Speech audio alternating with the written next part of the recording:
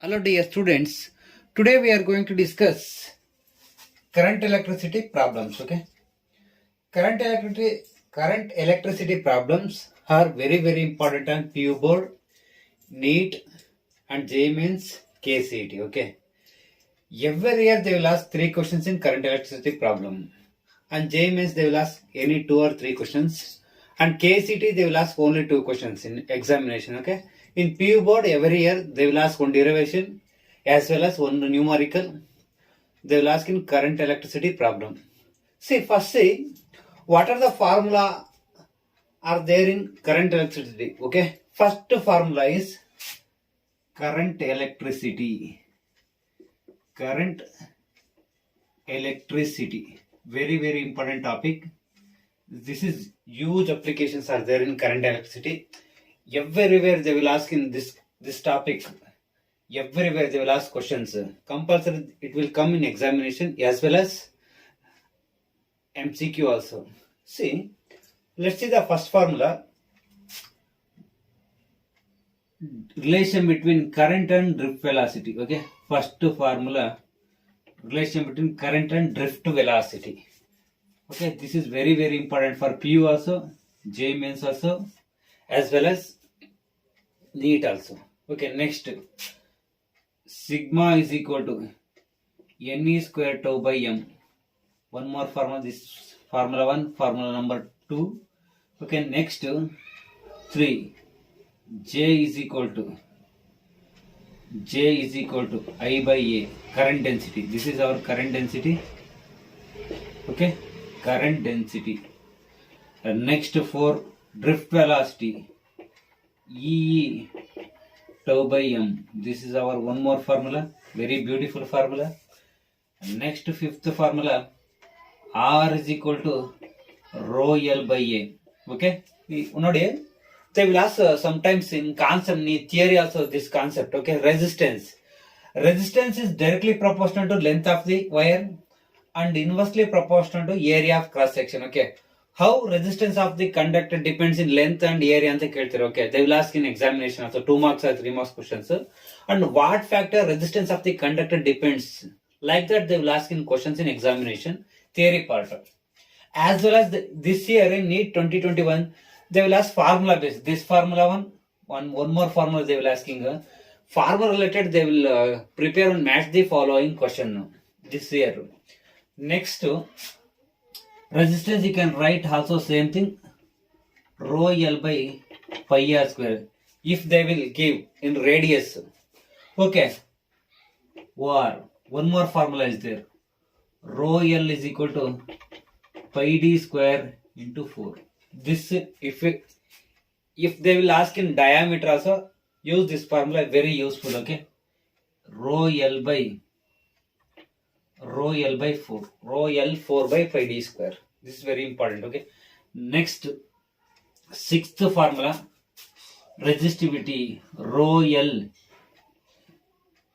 resistivity Ra by L. Okay, sometimes they will ask in theory concept, very important this one. What factor resistivity of the conductor depends? Resistivity of the conductor depends on not area of cross section, not length. It depends on temperature. Okay, nature of the substance will depend agute resistivity, but does not depends on area and length. ಅರ್ಥ ಆಯ್ತಾ? ಇದು very important. Sometimes you confuse ಮಾಡಿರಲಿಲ್ಲ, area ಮತ್ತೆ length ಅಂತ ಬರೀತೀರಾ. Okay, don't write, they won't give marks. This is also very important. Next one more formula is there, R is equal to R naught 1 plus alpha into delta T. Okay, this is a temperature coefficient as a temperature coefficient. Alpha and the temperature coefficient, change in temperature. Okay, next to rho is equal to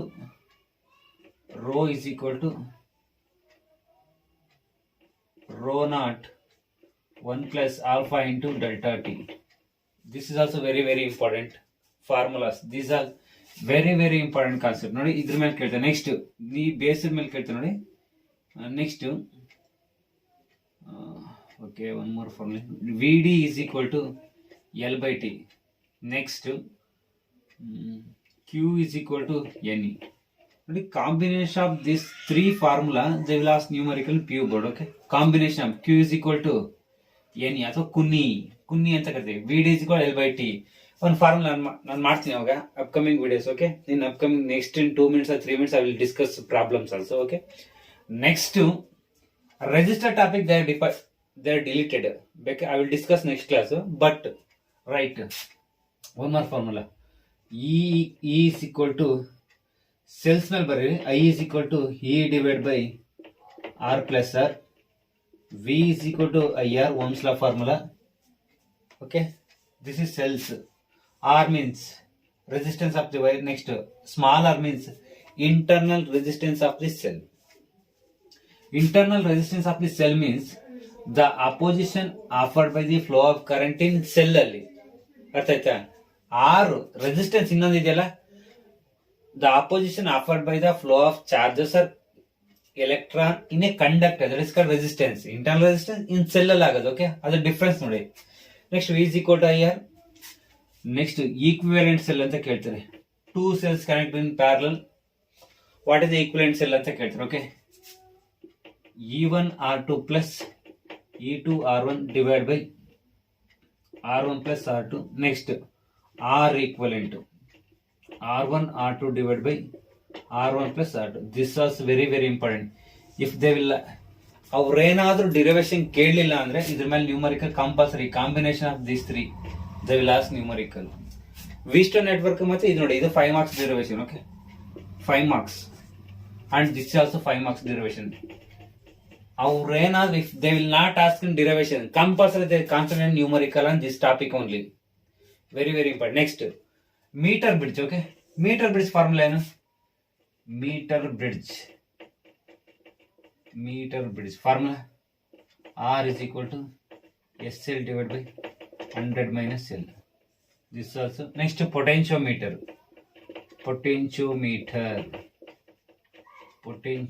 formula.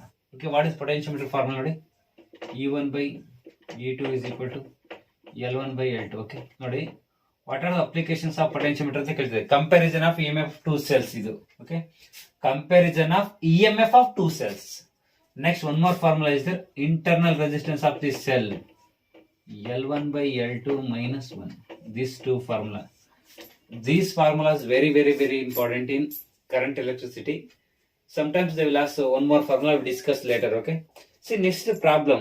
First problem, what they will ask, how they will ask, how to solve easily problems. I will discuss within 2 minutes or 3 minutes. Okay, see, in this topic, in NEET, this 2021, they are asking this formula. 2021, directly they will ask 4 marks. One more, this all combination of formulas is there. They ask one more questions. That is also 4 marks. One more questions, internal resistance of the cell, they are asking. Total 3 questions came this year. Total how much? 4 plus 4 plus 4. Total 12 marks this year in 2021. That's why I am telling, in this topic, every year NEET as well as JEE Mains, 3 to 4 questions will come. Compulsory it will come. Compulsory. Minimum means 3 questions will come. Maximum I don't know. Okay, maximum sometimes they will ask 4 questions, 3 questions. But minimum 3 questions will come. Compulsory. Okay, next is the problems. Okay, let's see the question number 1. The number of density of free electron in a copper conductor estimated ಅಂತ ಕೊಟ್ಟಿದ್ದಾರೆ. Number of density of electrons. Okay, ಇದು ಕೊಟ್ಟಿದ್ದಾರೆ ನೋಡಿ, n. How long does an electron take drift from one end of a wire is 3 meters long to its other end? ಅಂದ್ರೆ ಒಂದು 3 meter long wire ಇದೆ. Okay, ಒಂದು conductor ಇದೆ. ಈ ಎಂಡಿಂದ ಇಲ್ಲಿಗೆ ಎಲೆಕ್ಟ್ರಾನ್ ಡ್ರಿಫ್ಟ್ ಆಗ್ಬೇಕಾದ್ರೆ ಎಷ್ಟು ಟೈಮ್ ತಗೊಳುತ್ತೆ ಅಂತ ಕೇಳ್ತಾ ಇದ್ದಾರೆ. Next, area of cross section of wire is given. A is equal to 2.0 into 10 raised to minus 6 meter square. Next, current I is equal to 3 ampere. Next, number of density of electrons they given. 8.5 into 10 raised to 28 minus meter cube. What they will ask, how long does an electron take drift from one end of wire is 3 meter long to its other end. ಇಲ್ಲಿಂದ ಇಲ್ಲಿಗೆ ತಗೊಳಕ್ electron ಎಷ್ಟು time ತಗೊಳುತ್ತೆ ಅಂತ ಕೇಳ್ತಾ ಇದ್ದಾರೆ. ಇಲ್ಲಿಂದ ಇಲ್ಲಿಗೆ ಎಲೆಕ್ಟ್ರಾನ್ ಡ್ರಿಫ್ಟ್ ಆಗ್ಬೇಕಾದ್ರೆ how much time it will take ಅಂತ ಕೇಳ್ತಾ ಇದ್ದಾರೆ. ಓಕೆ, ಫಸ್ಟ್ ನೋಡಿ ನಮ್ಗೆ ಫಾರ್ಮುಲಾ ಗೊತ್ತು. I is equal to NAVD. One more formula, VD is equal to L by T. ನೋಡಿ ಈ ಎರಡು ಫಾರ್ಮುಲಾ ಯೂಸ್ ಮಾಡಿದ್ರೆ ನಮ್ಗೆ ಆನ್ಸರ್ ಸಿಗುತ್ತೆ. ನೋಡಿ ಫಸ್ಟ್ ದಿಸ್ ಫಾರ್ಮುಲಾ ಯೂಸ್ ಮಾಡಿ ನಮ್ಗೆ ಡ್ರಿಫ್ಟ್ ವೆಲಾಸಿಟಿ ಬೇಕಲ್ವಾ. VD is equal to I by NEA. VD is equal I ಎಷ್ಟು ಕೊಟ್ಟಿದ್ದಾರೆ 3 ampere. Number of density electron ಎಷ್ಟು ಕೊಟ್ಟಿದ್ದಾರೆ 8.5 into 10 raised to 28 minus meter cube. ಓಕೆ, ಅದು ಅಲ್ಲಿ. ನೆಕ್ಸ್ಟ್ ಏನೇ charge of electron 1.6 into 10 raised to minus 19 coulomb. Area of cross section ಎಷ್ಟು ಕೊಟ್ಟಿದ್ದಾರೆ 2.0 into 10 raised to minus 6. ಓಕೆ, ನಮ್ಗೇನ್ ಬೇಕು ಟಿ ಬೇಕಲ್ವಾ. T is equal to L by VD. Okay, T is equal to L ಎಷ್ಟಿದೆ 3 metre divide by ಇದನ್ನೆಲ್ಲ substitute ಮಾಡಿ 3 divide by 8.5 into 10 raised to 28 into 1.6 into 10 raised to minus 19 into 2.0 into 10 raised to minus 6. ನೋಡಿ ಈ 3 cut ಆಗುತ್ತೆ. ಇದು denominator ಇದೆಲ್ಲ ಸೀದಾ ನ್ಯೂಮರೇಟರ್ಗೆ ಹೋಗುತ್ತೆ. ಓಕೆ, ನ್ಯೂಮರೇಟರ್ಗೆ ಹೋದ್ರೆ okay T is equal to 8.5 into 10 raised to 28 into 1.6 into 10 raised to minus 19 into 2.0 into 10 raised to minus 6. ನೋಡಿ minus 19 minus 6 ಎಷ್ಟಾಯ್ತು minus 25. minus 25 plus 28 ಎಷ್ಟಾಗುತ್ತೆ T is equal to 85 ಅಂತ ಬರೀಬೋದಾ ಇದನ್ನ ಇಂಟು ನೋಡಿ ಶಿಫ್ಟ್ ಮಾಡ್ತಾ ಇದ್ದೀನಿ ಪಾಯಿಂಟ್ 16 into 160 into 2 into ಅಷ್ಟೇ. ನೋಡಿ ಇಲ್ಲಿ minus 25 ಗೆ ಪ್ಲಸ್ 28 ಅಲ್ಲಿ minus 25 ಆದಷ್ಟು ಪ್ಲಸ್ 3 ನ 10 raised to 1000 ಮಲ್ಟಿಪ್ಲೈ ಮಾಡಿದೀನಿ. ಇವಾಗ ಮಲ್ಟಿಪ್ಲೈ ಮಾಡಿದ್ರೆ ಎಷ್ಟು ಬರುತ್ತೆ answer T is equal to 360 into 85 ಎಷ್ಟು ಬರುತ್ತೆ ಇದು T is equal to ಎಷ್ಟು ಅವರ್ ಬರುತ್ತೆ ನೋಡಿ. ಅವರ್ ಕನ್ಬಿಟ್ಟು ಸೆಕೆಂಡಿಗೆ ಕನ್ವರ್ಟ್ ಮಾಡ್ತೀರಾ ನೋಡಿ. ಅವರ ಸೆಕೆಂಡ ನೋಡಿ ಎಷ್ಟು ಬರುತ್ತೆ ಅಪ್ರಾಕ್ಸಿಮೇಟ್ಲಿ ಇದನ್ನು ಕ್ಯಾಲ್ಕುಲೇಟ್ ಮಾಡಿದ್ರೆ 2.7 into 10 raised to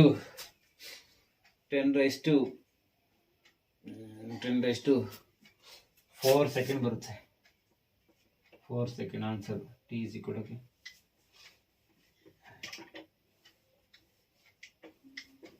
ಓಕೆ ಇದಷ್ಟು ಕ್ಯಾಲ್ಕುಲೇಟ್ ಮಾಡ್ಬೇಕು ನಮ್ಗೆ answer T is equal to ಎಷ್ಟು ಬರುತ್ತೆ ಗೊತ್ತಾ T is equal to 2.7 into 10 raised to 4 second. This is our answer T. VD ನೀವು ವ್ಯಾಲ್ಯೂ ಕ್ಯಾಲ್ಕುಲೇಟ್ ಮಾಡಿ ಅದು ಡೈರೆಕ್ಟ್ ಸಬ್ಸ್ಟಿಟ್ಯೂಟ್ ಮಾಡಿ. VD is equal to calculate ಮಾಡಿ ಆನ್ಸರ್ ಇಡಿ. ಓಕೆ, ಬರುತ್ತೆ ನೋಡಿ ಇಷ್ಟೇ ಫಾರ್ಮುಲಾ. ವೇರ್ ಇಸ್ ಒಂದು 3 to 4 times PUC Karnataka PUC exam ಅಲ್ಲಿ ರಿಪೀಟ್ ಆಗಿದೆ question. Very very important question. Okay, Karnataka PU board ಅಲ್ಲಿ. Next question, next second one. ನೆಕ್ಸ್ಟ್ is the second question. In a potentiometer arrangement,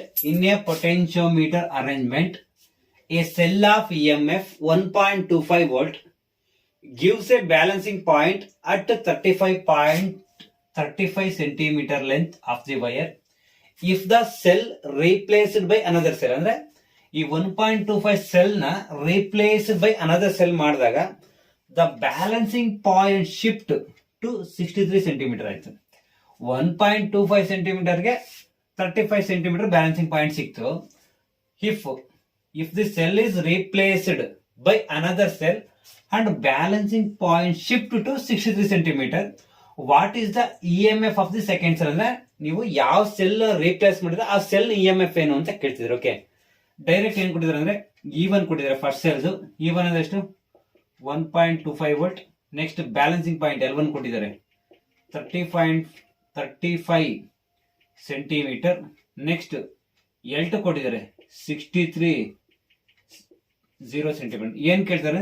E2 ಏನು ಅಂತ ಕೇಳ್ತಾರೆ. Second cell E M F ಎಷ್ಟು ಅಂತ no, we already know about that formula. Okay, E2 L1 by L2. Okay, directly ಏನ್ ಬೇಕು? E2 ಬೇಕಲ್ಲ. E2 is equal to L2 by E1 by L1. E2 is equal to L2 ಅಂದ್ರೆ ಎಷ್ಟು? 63 into 1.25 into L1 ಎಷ್ಟು? 35 centimetre. Calculate ಮಾಡಿ, ಬೇಗ ಬೇಗ calculate ಮಾಡಿ. ಇದು ಎಷ್ಟು ಸಿಂಪಲ್ ಅಂದ್ರೆ ವೆರಿ ವೆರಿ ಸಿಂಪಲ್ ಪ್ರಾಬ್ಲಮ್ ಇದು ಅವ್ರು ಕೊಟ್ಟಿರೋದು. Okay, very simple. ಎಷ್ಟು ಬರ್ತೀವಿ ನೋಡಿ ಆನ್ಸರ್? ಎಷ್ಟು ಬರ್ತಿದ್ದಕ್ಕೆ ಆನ್ಸರ್ ನೋಡಿ? Approximately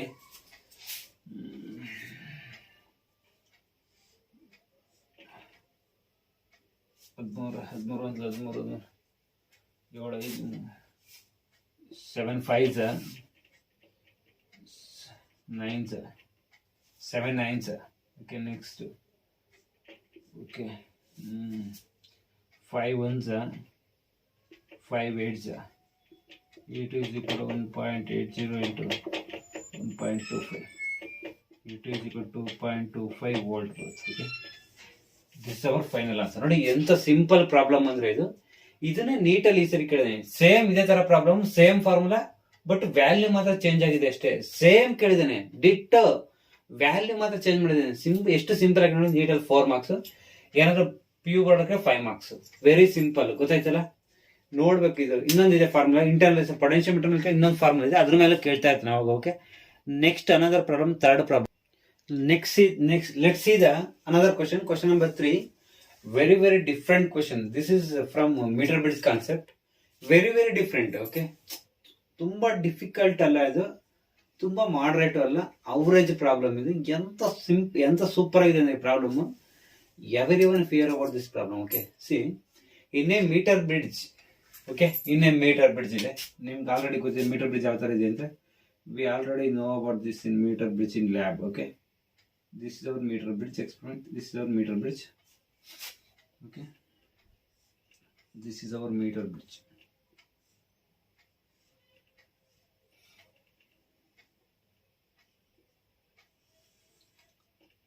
Okay, and this is our unknown resistance up to, okay, sorry, unknown resistance up to where? This is galvanometer. Okay, this is connected to battery. I'm not looking. Okay, this is our standard resistance box. Okay, yes or okay. Or ಏನು ಕೊಟ್ಟಿದೆ ನೋಡಿ problem ಅಲ್ಲಿ.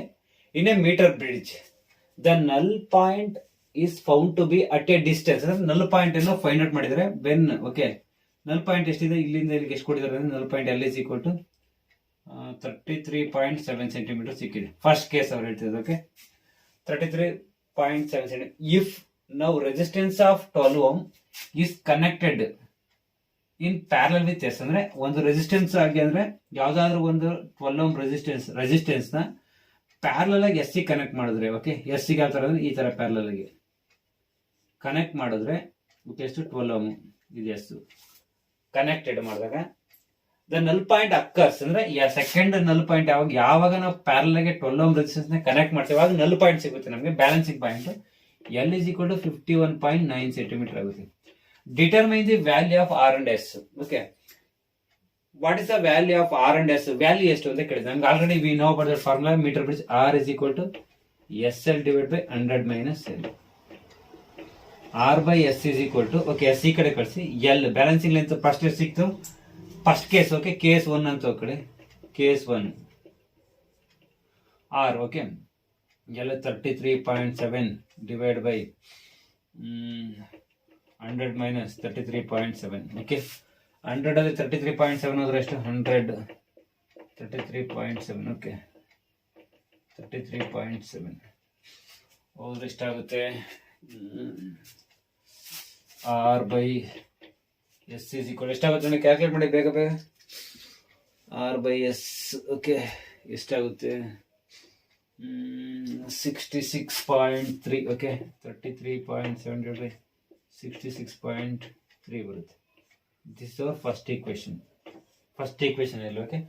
Next ಏನ್ ಹೇಳಿದ್ರೆ next ಕೇಸಲ್ಲಿ if now a resistance of 12 ohm is connected in parallel with S, the null point occurs in 51 centimeter. Case 2 ತಗೊಳ್ಳಿ. Case 2 okay. Case 2 ಏನ್ ಹೇಳ್ತಿದ್ದಾರೆ ಅಂದ್ರೆ ಆರ್ ಓಕೆ ಆ ರೆಸಿಸ್ಟೆನ್ಸ್ ನೋಡಿ ಇದಕ್ಕೆ ಯಾವ ಫಾರ್ಮುಲಾ ಪ್ಯಾರಲಲ್ ಫಾರ್ಮುಲಾನ S equivalent is equal to 1/S plus 1/12. ಎಷ್ಟು ಬರುತ್ತೆ ಫಾರ್ಮುಲಾ ಇದು? ಎಷ್ಟು ಬರುತ್ತೆ ನೋಡಿ ಇದು ಇವೆರಡು ಫಾರ್ಮುಲಾ 1/S ಈಕ್ವಲೆಂಟ್ ಓಕೆ ಎಷ್ಟು ಬರುತ್ತೆ ನೋಡಿ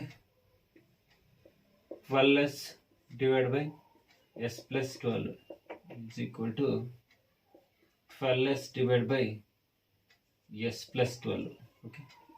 ಇದು ಅವರ್ S ಈಕ್ವಲೆಂಟ್ ಫೈನಲ್. ಇದು S ಈಕ್ವಲೆಂಟ್ ಸಬ್ಸ್ಟಿಟ್ಯೂಟ್ ಮಾಡಿ ಇವಾಗ ನಮ್ಮ ಫಾರ್ಮುಲಾ ಅಪ್ಲೈ ಮಾಡಿ.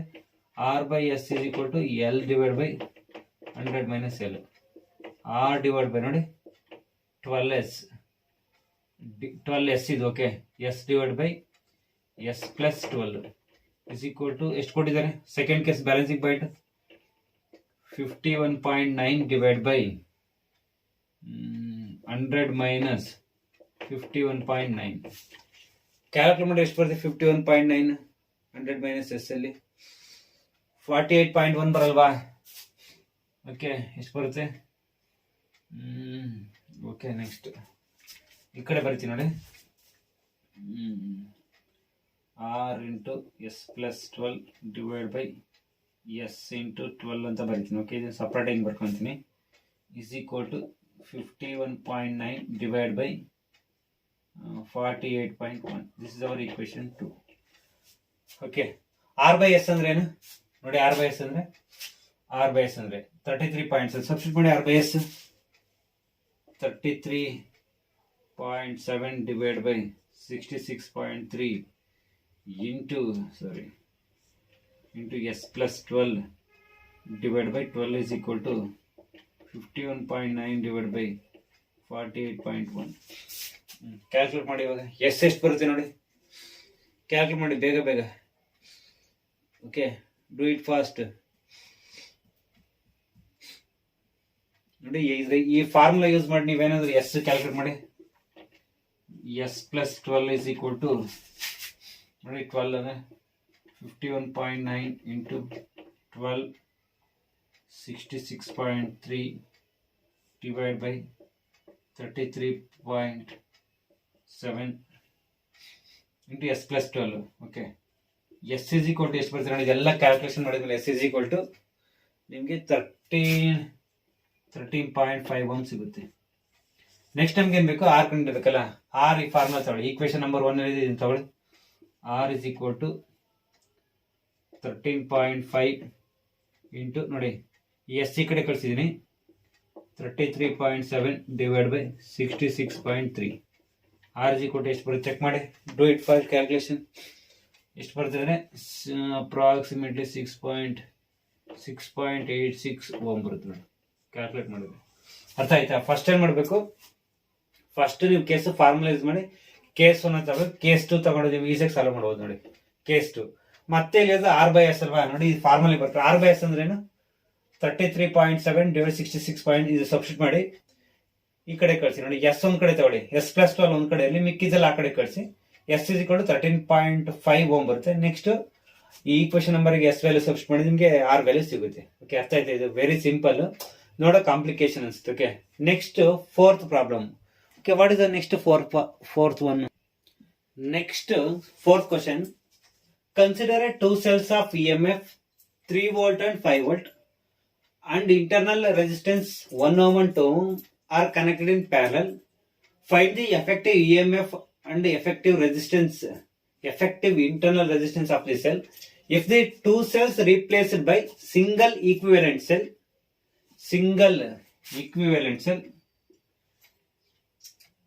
If we connected external resistance 2 ohm, what is the current in the circuit ಅಂತ ಕೇಳ್ತಿರ್ತಾರೆ. ಓಕೆ, ಅಂದ್ರೆ 2 ಸೆಲ್ಸ್ ಇದಾವೆ ನೋಡಿ, 2 ಸೆಲ್ಸ್ ಇದಾವೆ. There 2 cells. ಏನ್ ಕೊಟ್ಟಿದ್ದಾರೆ ನೋಡಿ, 2 ಸೆಲ್ಸ್ ಗೆ EMF ಕೊಟ್ಟಿದ್ದಾರೆ. ಎಷ್ಟು ಕೊಟ್ಟಿದ್ದಾರೆ ಒಂದಕ್ಕೆ EMF? E1 is equal to 3 volt, E2 is equal to 5 volt ಕೊಟ್ಟಿದ್ದಾರೆ.